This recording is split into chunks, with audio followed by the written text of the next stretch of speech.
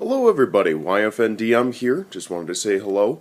In trying to get the page up and running, I decided to add a little extra content this morning.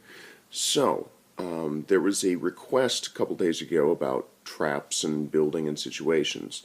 So, I will share with you one of my favorite traps, one of the first traps I ever built as a dungeon master.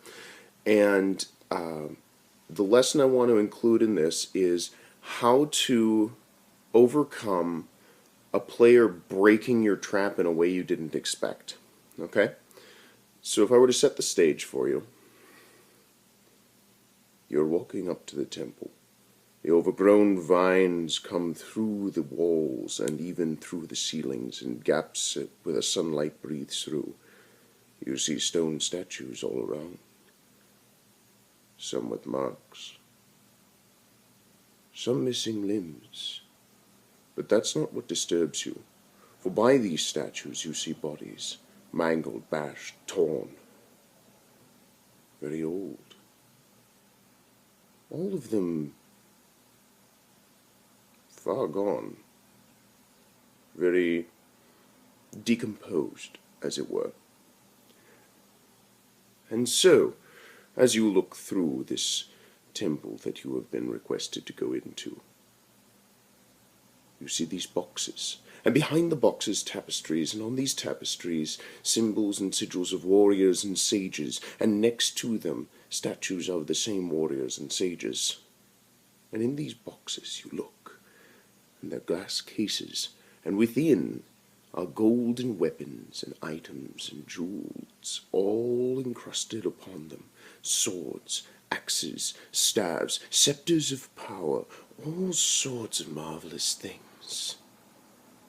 You've been tasked with retrieving an item from the temple. Go in, grab the item, come out. No problems. Don't touch anything. Now, I apologize that I did that so poorly. It's been a while since I've run this particular scenario.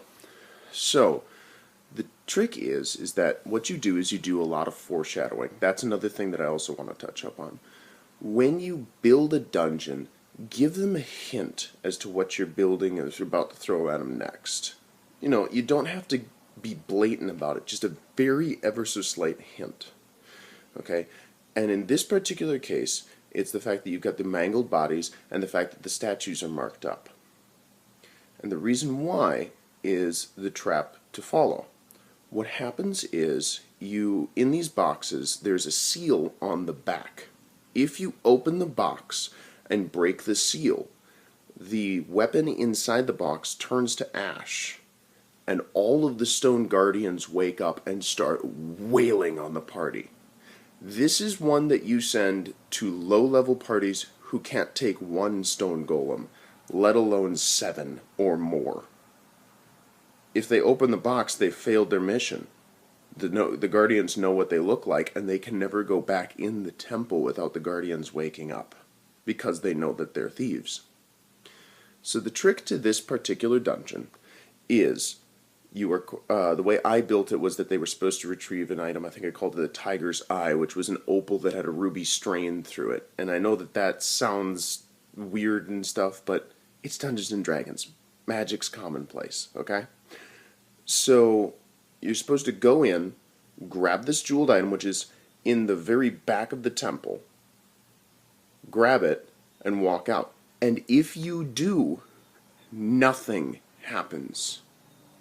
You get the item, and you're gold. You're totally fine. The quest giver rewards you, no problems. But if you start touching things, bad things happen. So, when I first ran this scenario, it was in a 3.5 setting, and the druid and the sorcerer walked over to these two chests and were like, we're gonna get rich. We're gonna get rich. You ready? Yeah, I'm ready. Yeah, I'm ready. 1, 2, 3. Open the chests, they turn to ash, and everything starts wailing on them. Good thing 3/5's Entangle spell was really, really good, because otherwise the 2 magic users were completely removed from the rest of the party. Now, here's where it gets interesting. one of the other players was wandering off to the other side of the temple towards one of these glass cases, and what he was going to do was crack the top with the pommel of his sword and retrieve the item through the glass as opposed to opening it up. What would you do if that was the case? I know that I didn't think of anything, but if I was to run the scenario again, what I would do is if you cracked the top, you get that one item. Just the one. And the trap still triggers, but you get a magic weapon. Now, as a DM, you don't have to stat out the weapon right away. You can say it requires attunement to use, but it gives low-level players the opportunity to, well, we failed the quest, but we got this really sick mace or sword or staff or something like that. So there's all sorts of ways to build traps, but the trick is when building traps, as I mentioned in my 10 guidelines post, there always needs to be a reason for the trap. And on top of that, there also needs to be a trigger, especially if it's a magic trap. So, with that, I'll leave the situation with you. You can do whatever you'd like with it. Please go ahead and comment, or if you have any questions, please ask. I'm more than willing to answer any questions that I can possibly, think the answer to. So, have a wonderful Sunday, and keep the dice rolling. Or something like that. I'll work on a tagline.